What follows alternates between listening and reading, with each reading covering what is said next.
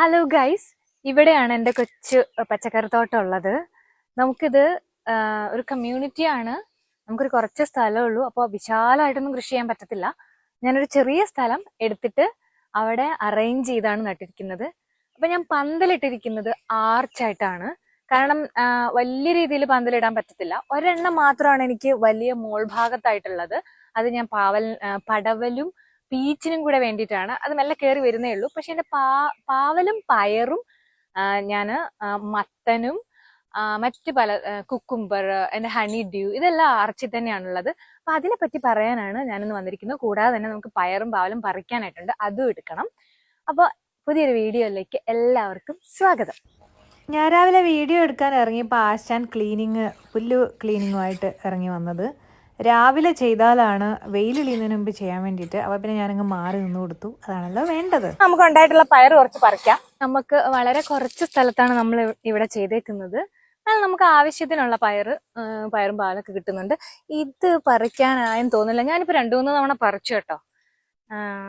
ഇത് പറിക്കാം.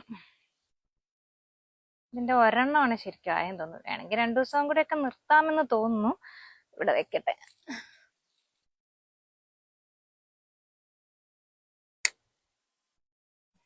ഞാൻ 2 സെറ്റായിട്ടാണ് പയർ നട്ടിരിക്കുന്നത്. അപ്പുറത്തും നട്ടിട്ടുണ്ട്. അപ്പൊ ഇതിന്റെ ഒരു പ്രശ്നം വെച്ചാൽ താഴോട്ട് വീണ് കിടക്കുന്നത് മാത്രം നമ്മൾ കാണുള്ളൂ എന്നുള്ളതാണ്. ഞാനിപ്പോ സ്റ്റൂൾ ഇട്ടിട്ടൊക്കെ മേലെ കയറിയിട്ട് നോക്കുന്നത് അവിടെ ആയിട്ടുണ്ടോ എന്നുള്ളത്. അങ്ങനെ ഒരു പ്രശ്നം ഉള്ളതുകൊണ്ട് അടുത്ത പ്രാവശ്യം തീർച്ചയായിട്ടും പയറിന് ഞാൻ അരച്ച് എടുക്കില്ല.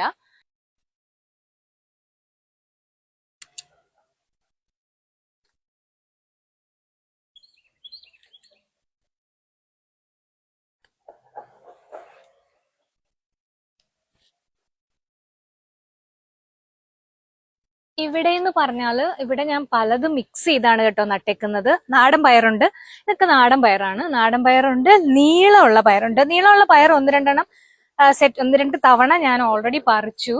ഇപ്പൊ ഇതില് നീളം പയറിനേക്കാൾ കൂടുതൽ മറ്റാണ് ഉണ്ടായി വരുന്നത്. എനിക്ക് തോന്നുന്നു മേൽഭാഗത്തേക്കായിരിക്കും നീളം പയറ്. പക്ഷെ അതൊക്കെ ആയി വരുന്നേ ഉള്ളൂ. എനിവേ, ഇതാണ് എന്റെ പയറ് കാഴ്ചകൾ. അടുത്തതെന്ന് പറഞ്ഞിട്ടുണ്ടെങ്കിൽ പാവയ്ക്ക കൊതിയനാണ് നിൽക്കുന്നത്. എനിക്ക് പാവയ്ക്കയോട് വലിയ താല്പര്യമൊന്നുമില്ല. പക്ഷെ ജോയ്ക്ക് വേണ്ടി മാത്രമാണ് ഞാൻ പാവയ്ക്ക നട്ടത്. ഇത് ഞങ്ങളുടെ ആദ്യത്തെ പാവയ്ക്ക. ആദ്യമുണ്ടായ 2 പാവയ്ക്കകളാണിത്. നിറയെ ഉണ്ടായി വരുന്നുണ്ട്. ഇതപ്പൊ ഞാൻ പാവയ്ക്ക കൊതിയനെ കൊണ്ട് തന്നെ പാവയ്ക്ക പറിപ്പിക്കുകയാണ്. 2 എണ്ണം പറിച്ചാൽ മതി കേട്ടോ, മറ്റേത് അവിടെ നിന്നോട്ടെ. അതെ, തൂങ്ങല്ലേ, അത് താഴെ. അല്ലെങ്കിൽ തന്നെ അത് വെയിറ്റ് കയറിയിട്ട് താഴോട്ട് ഇങ്ങനെ നിൽക്കുന്നുണ്ട്. സൂപ്പർ പാവയ്ക്കാണ്, ഫ്രഷ് പാവയ്ക്ക.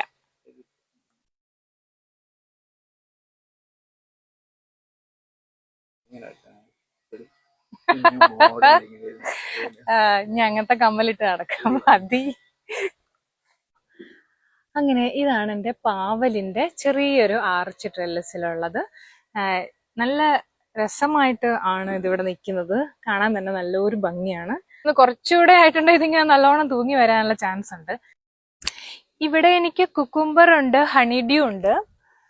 ഞാൻ പല വകയായിട്ട് ഇങ്ങനെ നട്ടതാണ്. കുക്കുംബർ ഇവിടെ വലിയ ചെലവൊന്നുള്ള സാധനമല്ല, എങ്കിലും നട്ടതാ. ഞാൻ ഈ അടുത്തൊക്കെ കുറെ പറിച്ചിരുന്നു. നമുക്ക് അത് കുറച്ച് പറിക്കാം.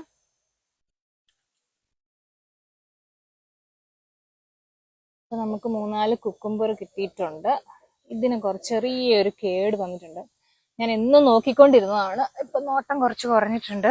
അതിന്റെ ആണ്. പിന്നെ ഇവിടെ ഒരു ഹണിഡ്യൂ നിങ്ങൾക്ക് കാണാവോ? ഹണിഡ്യൂ ഉണ്ട്. ഇത് ആയി വരുന്നേ ഉള്ളൂ. വെണ്ടയ്ക്ക ഇവിടെ ഫാൻസ് കുറവാണ് കേട്ടോ. എങ്കിലും ഞാൻ നട്ടിട്ടുണ്ട്. നമുക്കൊരു 10-15 മൂടുണ്ട്. ഇവിടെ തന്നെ 3 എണ്ണം, പിന്നെ അവിടെ 3 എണ്ണം, അവിടെ 2 എണ്ണം, അങ്ങനെ പല സ്ഥലത്തായിട്ട് ഞാൻ നട്ടിട്ടുണ്ട്.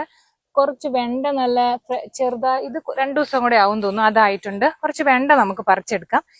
ഈ കറുത്ത ഇതിങ്ങനെ ഇട്ടിരിക്കുന്ന ഇവിടെ പുല്ല് കയറാതിരിക്കാൻ വേണ്ടിയിട്ടാണ് കേട്ടോ. ഇത് കുറച്ച് മൂത്തോന്ന് എനിക്കൊരു സംശയമുണ്ട്. കുറച്ച് മൂത്ത് പോയ പോലെ, ഞാൻ കണ്ടില്ലായിരുന്നു. ഇത് ഞാൻ ഇവിടെ കോവല് കയറ്റി വിടുന്നുണ്ട് ചെറുതായിട്ട്. പിന്നെ നമുക്ക് ശരിക്കും പറഞ്ഞാൽ ഈ ഒരു ഭാഗത്താണ് നല്ല വെയിൽ കിട്ടുന്നത്. അപ്പുറ ഭാഗത്ത് വെയിലില്ല. അതുകൊണ്ടാണ് ഞാൻ കൂടുതൽ ഈ ഭാഗത്ത് തന്നെ നടാനായിട്ട് ശ്രദ്ധിച്ചിരിക്കുന്നത്. അപ്പൊ ഇങ്ങനത്തെ പരിപാടികളൊക്കെ ഇവിടെ തന്നെ സെറ്റ് ചെയ്ത് വെച്ചിരിക്കുന്നത്. അപ്പൊ ബാക്കി ഇതും കൂടെ ഞാൻ പറിക്കട്ടെ കേട്ടോ. ബാക്കി 1-2 പയറല്ലല്ലോ, വെണ്ടയ്ക്കയും കൂടെ ഉണ്ട്, പറിക്കാം.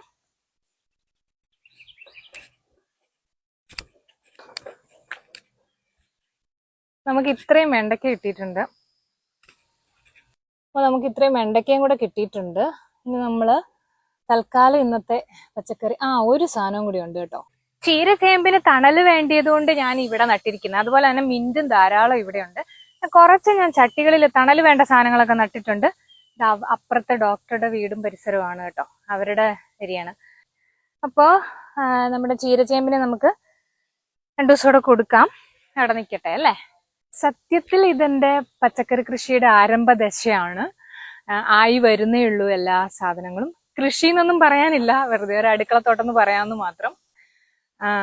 എല്ലാ സാധനങ്ങളൊക്കെ ആയി വരുന്നേ ഉള്ളൂ. വാളൂരപ്പയറുണ്ട്, നക്ഷത്രപ്പയറുണ്ട്, നമ്മൾ ചതുരപ്പയർ എന്ന് പറയുന്നത്, അങ്ങനത്തെ കാര്യങ്ങളൊക്കെ ആയി വരുന്നതേ ഉള്ളൂ. അപ്പൊ അതൊക്കെയും ഇനി അടുത്ത വീഡിയോകളിലൂടെ ഞാൻ നിങ്ങൾക്ക് കാണിച്ചു തരാം. ഒരുപാട് നന്ദി. ഇനി അടുത്ത വീഡിയോയിൽ കാണാം. അതുവരേക്കും ബൈ ബൈ.